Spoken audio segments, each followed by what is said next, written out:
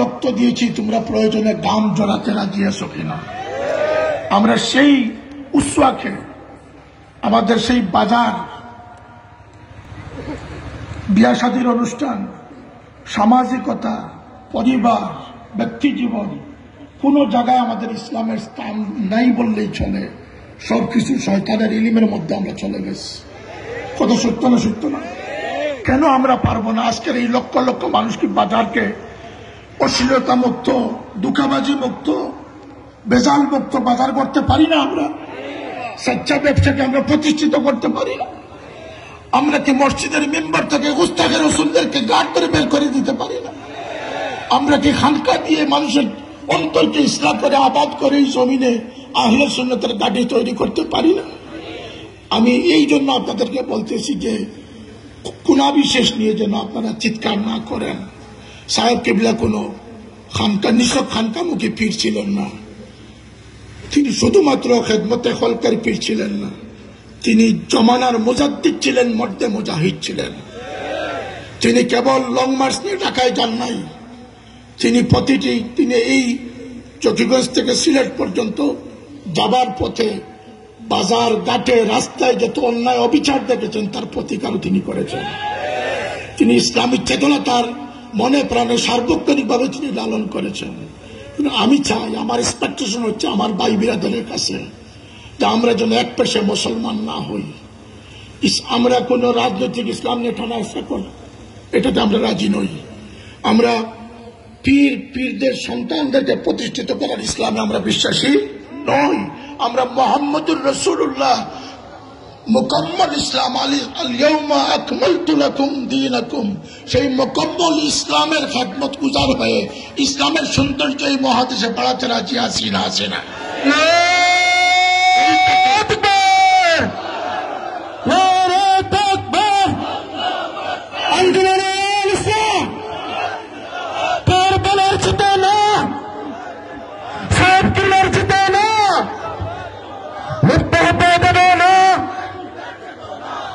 এই লক্ষ্যে আমার দুই তিনটা গুজারিশ। একটা হচ্ছে যারা মুরিদমুখী আছেন, আপনাদের সকলকে আমি আহ্বান জানাচ্ছি সংগঠনমুখী হয়ে যান। তার কোনো আপত্তি আছে? দোকানদারি করবেন, দোকানে বসে সাংগঠনিক চিন্তা করবেন। এই সংগঠন ফুলতলি সাহেবের মনে করলে ভুল করবেন। এটি সওয়াদে আজম, এটা আহলে সুন্নাত ওয়াল জামাতের বর্তমান পতাকাবাহী সংগঠন। এখানে মানুষের আশ্রয়স্থল রয়েছে, সুখ দুঃখের বাগাবাগি হওয়ার সুযোগ রয়েছে, অন্যায় অবিচারের বিরুদ্ধাচরণ করার হিম্মত রয়েছে। এখানে এত শক্তিশালী হিম্মত রয়েছে যে বাংলাদেশ সরকারের সিদ্ধান্তকে পরিবর্তন করার মতো হিম্মত আমরা রাখতে পারি। আজকের দিনে আমার মাহফিলের সময় হয়ে যাচ্ছে।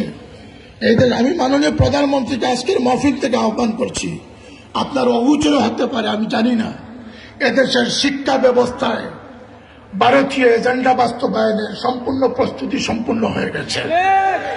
আপনি একমাত্র ব্যক্তি চাইলে পারেন এই হলক থেকে এই বাংলাদেশের কোমলমতি শিশুদেরকে, শিক্ষানুরাগী সন্তানদেরকে ইসলাম বিমুখতা নাস্তিক বানানোর থেকে বাঁচানোর জন্য আপনাদের সিদ্ধান্তই যথেষ্ট হবে বলে মনে করি।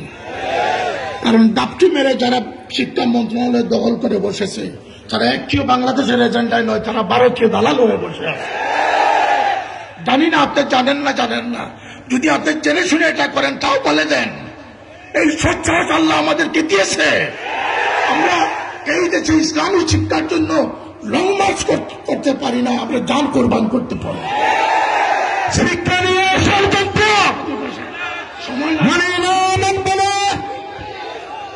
সময় নাই বাবা, সময় নাই। মহানগরী সেক্রেটারি তার জুস উঠে গেছে, সবার জুস থাকা প্রয়োজন। তবে দিনকে প্রতিষ্ঠিত করতে হবে। উদু ইলা সাবিলি রাব্বিকুম বিল হিকমাতি ওয়াল মাউইজাতিল হাসানাতি, কমেন্ডি করে ইসলাম প্রতিষ্ঠিত করা সম্ভব নয়। ভদ্র সুলভ আচরণ দ্বারা, আখলাকে হাসানা দ্বারা। আমার দুই তিনটি গুজারিশ। একটি হচ্ছে সংগঠনমুখী হয়ে যান।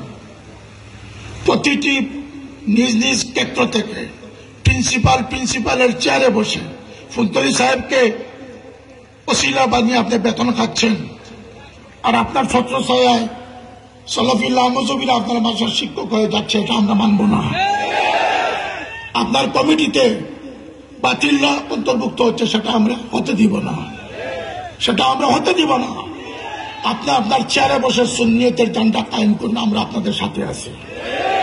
দোকানদারি করতেছেন, সেখানে আপনার দায়িত্ব আছে না নাই? মসজিদের ইমামতি করতেছেন, দায়িত্ব আছে না নাই?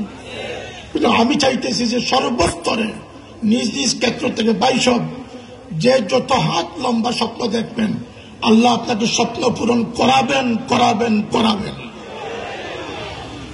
গৌসে পাক স্বপ্ন দেখেছেন, খাজা আজমিরি স্বপ্ন দেখেছেন, 90 লক্ষ মানুষ তার হাতে ইসলাম কবুল করেছে।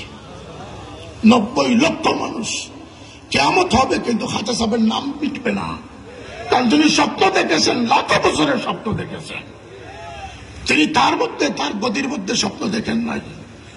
আজকের দিনের মানুষের প্রতি তার দয়াময় ছিল, তিনি আজকের মানুষের প্রতি তার প্রত্যাশা ব্যক্ত করে গেছেন। কথা ঠিক না? ঠিক না? আপনারা উদার মাইন্ডে কাজ করেন, আত্মকেন্দ্রিক স্বার্থপরতাকে বাদ দেন। যতক্ষণ স্বার্থপর থাকবেন, আপনি মানুষ হতে পারবেন না। আজকে সাহেব কিবলার সেই দুটি নসিহতকে কেন্দ্র করে বাড়ি ফিরুন। একটি হচ্ছে নামাজ সঠিক সময়ে সুন্দর এবং শান্তি মনে পড়া। আল্লাহ তুমি আমাদেরকে তৌফিক দান করে দাও। একজন সাহেব কিবলার একজন বক্ত যেন আমরা দুনিয়া এবং